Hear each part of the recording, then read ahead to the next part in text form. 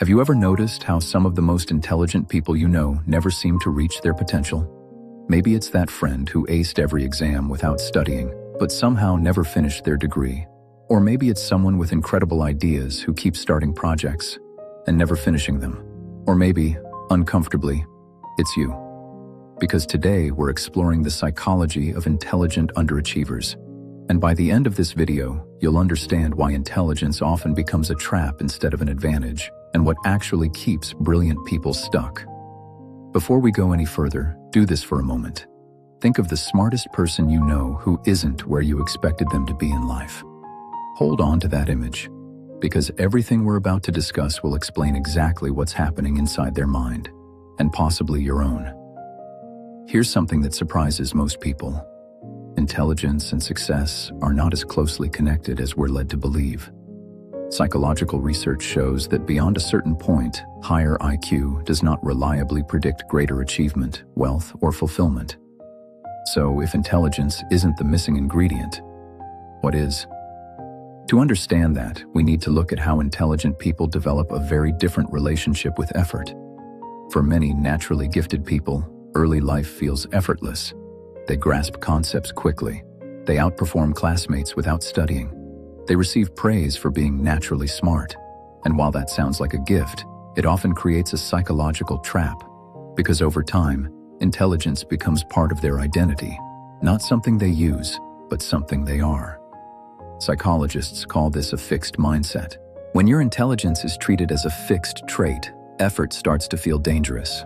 Because if something is hard, what does that say about how smart you really are? So when intelligent people eventually encounter real challenges, the kind that require sustained effort, failure, and repetition, something unexpected happens. Instead of pushing through, many quietly retreat. They procrastinate. They choose easier paths. They abandon goals right before things get difficult. Not because they're lazy, but because struggling feels like proof that their identity might be wrong. Avoidance becomes self-protection. But this is only the first layer. There's another force working quietly in the background: perfectionism, paralysis. Highly intelligent people often have extraordinarily vivid mental models. They can imagine the perfect version of their future novel, business, career, or life. But they can also see every flaw in their current abilities, and the gap between those two things feels overwhelming. Why write the book if it won't match the masterpiece in your head? Why launch the business when you can already see how it might fail? Why apply for the job when you're aware of every qualification you lack? So instead of starting imperfectly, they don't start at all. This is where intelligence turns against itself. Because intelligent people are usually excellent at analysis and prediction. They see risks others ignore. They notice flaws others miss. They anticipate outcomes far into the future. And while this is incredibly useful in theory, it becomes paralyzing in practice. They get stuck planning, researching, refining, trying to eliminate uncertainty before taking action. But real growth doesn't happen in thought experiments. It happens through feedback, mistakes, and exposure to reality. Overthinking feels productive, but it quietly replaces action. Now here's the part most people don't talk about. Many intelligent underachievers feel deeply disconnected from the world around them. They may find most conversations unstimulating. They may feel misunderstood or out of place.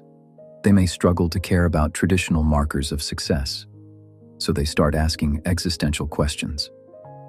What's the point of climbing a corporate ladder I don't respect? Why chase status in a system that feels meaningless? Why succeed by standards I never agreed to?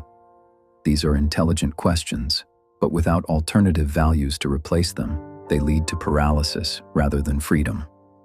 There's also a painful relationship with feedback. Because many intelligent people were praised for ability, not effort, they never developed resilience to criticism. So when they encounter failure or judgment later in life, it doesn't feel like feedback. It feels like an attack on who they are. To avoid that pain, they avoid situations where they might be evaluated. No risk, no criticism, no growth, just frustration and unrealized potential. And then there's the most uncomfortable layer of all. Many intelligent underachievers carry a quiet superiority complex. They believe, often correctly, that they're more capable than most people around them. They see others succeed and think, I could do that better. They see mediocre work rewarded and feel misunderstood. But this belief creates enormous pressure.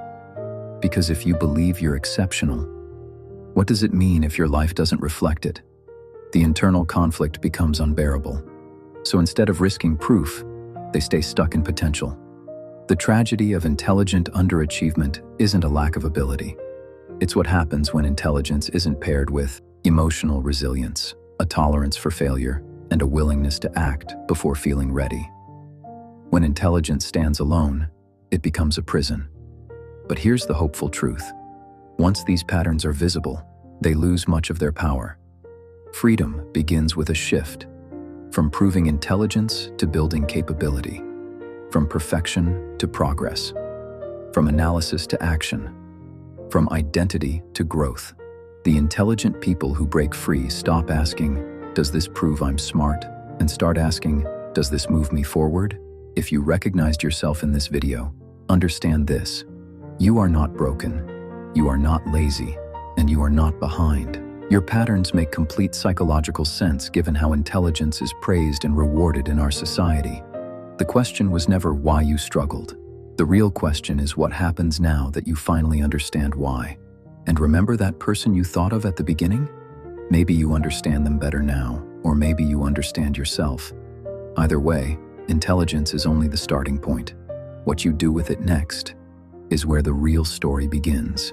If this helped you understand something about yourself, feel free to comment and subscribe if you'd like more videos like this.